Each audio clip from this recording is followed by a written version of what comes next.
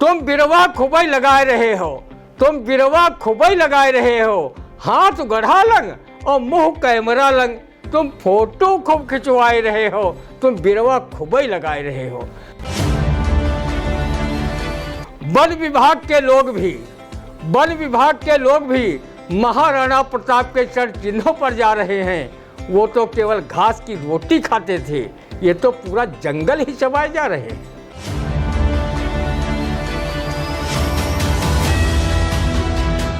नमस्कार, स्वागत है आप सभी का आई इंडिया के खास कार्यक्रम रंदा में। खबर पर नजर चलाने के लिए आई इंडिया के स्टूडियो में मौजूद है वरिष्ठ पत्रकार, कवि एवं रंगकर्मी ज्ञान प्रकाश सिंह प्रतीक जी। आपका बहुत बहुत स्वागत है आई इंडिया के स्टूडियो में। आज की पहली खबर की शुरुआत करेंगे, जहां सीतापुर जिले के सभी वन क्षेत्रों में वन महोत्सव 2026 का हुआ शुभारंभ। स्कूली बच्चों ने चित्रकारी से दिया पर्यावरण संरक्षण का संदेश। जिलाधिकारी डॉक्टर राजा गणपति आर ने कहा कि पौधरोपण के बाद देखभाल भी करें। बिल्कुल सही कहा, क्योंकि आप पौधे लगाइए, उसके बाद उसकी देखभाल भी करिए। क्या कहेगा रंदा, सुनते हैं। वन महोत्सव के शुभारंभ होने पर रंदा इसमें शामिल सभी अधिकारियों, पर्यावरण प्रेमी जनों व वृक्षारोपण करने वाले नागरिकों को शुभकामनाएं देता है कि वो सिर्फ वन महोत्सव मनाने तक ही अपने आप को सीमित न रखें, बल्कि वनों के महत्व को समझें और अधिकाधिक संख्या में वृक्षारोपण कर पर्यावरण संरक्षण में अपना योगदान दें। वन महोत्सव में जिन स्कूली बच्चों ने चित्रकारी से पर्यावरण संरक्षण का संदेश आम जनमानस को दिया है, वो भी बधाई के पात्र हैं। वन महोत्सव मना रहे वन विभाग के अधिकारियों को स्कूली बच्चों के इस चित्रकारी से पर्यावरण संरक्षण की प्रेरणा लेनी चाहिए, जो पौधरोपण एवं वनों के संरक्षण पर कम तथा वृक्षों के कटान के लिए लकड़कट्टों, लकड़ी माफियाओं और अधिक लाइसेंस जारी करते हैं। आज देसी आम वृक्षों की कितनी अधिक कमी हो गई है कि लोग देसी आम के अचार को बनाकर नहीं खा पा रहे हैं, पके आम खाना तो दूर की बात है। कभी ज़िले में देसी आम की बड़ी बड़ी बागें हुआ करती थीं, आज वो बागें धरातल से गायब हैं। बस इक्का दुक्का कहीं देसी आम के पेड़ दिखाई दे रहे हैं। मिली मलिहाबाद कहा जाने वाला खैराबाद में भी बागें धड़ल्ले से काटकर उस भूमि पर प्लाटिंग हो रही है। सबसे ज़्यादा ऑक्सीजन देने वाले पीपल, पाकड़, बरगद तक के पेड़ों पर भी खूब आरा चला है, जिससे उंगली पर गिनने वाले पेड़ बचे हैं। विशालकाय वृक्षों की कटान की वजह से विभिन्न प्रकार की पक्षियों का आशियाना छिन गया और धीरे धीरे वो पक्षी विलुप्तप्राय हो गए। वन विभाग हर साल यह तो प्रचारित करता है कि बृहद वृक्षारोपण अभियान के तहत इतने लाख पेड़ लगाए गए, लेकिन अगले साल वो ये नहीं बता पाता है कि लगाए गए लाखों करोड़ों पेड़ों में से कितने पेड़ों ने पुष्पन, पल्लवन व देख रेख के अभाव में सूख गए या उन्हें जानवर चट कर गए। दूसरे साल फिर वृक्षारोपण की औपचारिकता निभाई जाती है।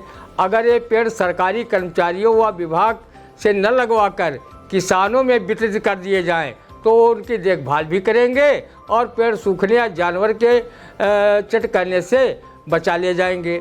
ज़िले में अनेक प्लाईवुड कारखाने व आरा मशीनें लगी हैं, जो दिन रात पेड़ों को टुकड़े टुकड़े में बांटने का काम कर रही हैं।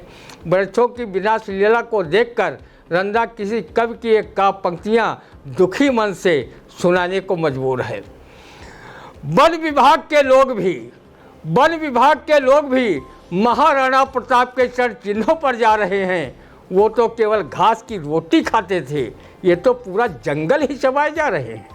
बहुत से एनजीओ व नेतागण कहीं एक पौध का रोपण करते और अपने फोटो खिंचवाकर बड़े बड़े उपदेश देते हैं, लेकिन उनके जाने के बाद या तो पौध देख रेख के अभाव में सूख जाता है या जानवर चट कर जाते हैं।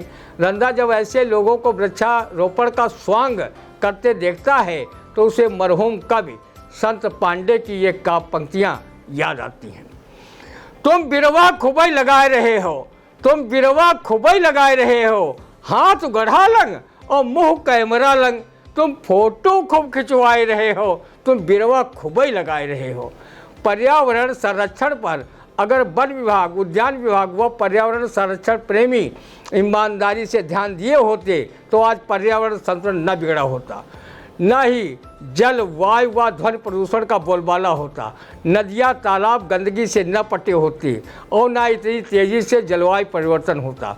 इस संबंध में कवि अवनीश मिश्र ने अपनी काव्य पंक्तियों में कहा है, पानी बेच दिया, जंगल बेच दिए, हवा प्रदूषित कर दी, धरती खेती योग्य नहीं रखी, आकाश में विष भर दिया।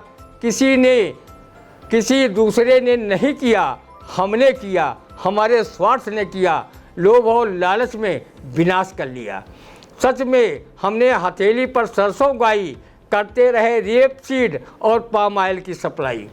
प्रत्येक वस्तु में मिलावट आज भी कर रहे हैं, प्राण कोई दूसरा नहीं, हमारे कुकर्म ही हर रहे हैं। यहाँ दुष्कर्म सिर चढ़कर सवार है, ऐसी विसंगत में बड़े से बड़ा अहंकार लाचार है।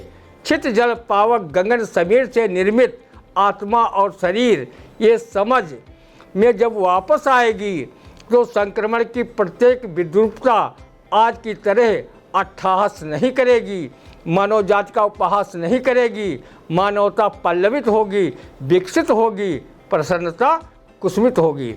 आदरणीय जिलाधिकारी डॉक्टर राजा गणपत आर से जनहित व पर्यावरण हित में रंदा अपील करता है कि जो भी वृक्षारोपण किया जाए उसके पुष्पल पल्लवन की दिशा में ध्यान दिया जाए। अगर वृक्षारोपण के बाद कोई पौधा सूखता है या जानवर चट कर जाते हैं तो उसके लिए संबंधित अधिकारियों कर्मचारियों पर न सिर्फ जवाबदेही तय करें बल्कि वृक्षारोपण पर आने वाले पूरे खर्च की वसूली भी उनके वेतन से करें। रंदा जनहित में नागरिकों से अपील इस स्लोगन के माध्यम से करता है कि वो पर्यावरण संरक्षण के लिए अधिकाधिक संख्या में वृक्षारोपण करें।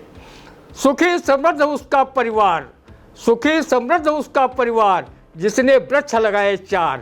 वृक्ष धरा का भूषण है और करता वो दूर प्रदूषण है। बिल्कुल, आप वृक्षारोपण करिए, खूब पौधे लगाइए, लेकिन पौधे लगाने के बाद ये तो देखिए कि उसने फल दिए हैं, उसको कहाँ सुरक्षित है कहाँ नहीं है, कोई तो व्यवस्था होनी चाहिए। या सिर्फ और सिर्फ हर साल एक बड़ा वृक्षारोपण अभियान आंकड़ों में दर्ज होता है, फ़ोटो खिंचाए जाते हैं, बड़े बड़े पेपरों में बड़े बड़े न्यूज़ चैनलों पे चलते हैं नेताओं मंत्रियों की फ़ोटो कि आज यहाँ वृक्षारोपण हुआ, आज वहाँ वृक्षारोपण हुआ, लेकिन क्या उन वृक्षारोपण के बाद, उन फ़ोटो खींचने के बाद उन पेड़ों की, उन पौधों की किसी ने देख रेख की?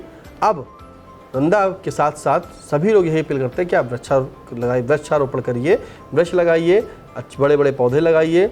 जिस तरह से पीपल, बरगद, पाकड़ सब ये गायब हो रहे हैं, कट रहे हैं, तो इन पर भी ध्यान दीजिए। पौधे लगाने के बाद उनकी देखरेख करिए, क्योंकि कम से कम इतना तो देखिए कि पेड़ कट ना सके। फिलहाल कैसा लगा रंदा, कमेंट बॉक्स में आकर जरूर बताएं। कोई सुझाव हो तो भी कमेंट बॉक्स में दे सकते हैं। फिलहाल अब दीजिए इजाज़त, फिर मिलते हैं आपसे अगले रंदा कार्यक्रम। तब तक के लिए नमस्कार। नमस्कार।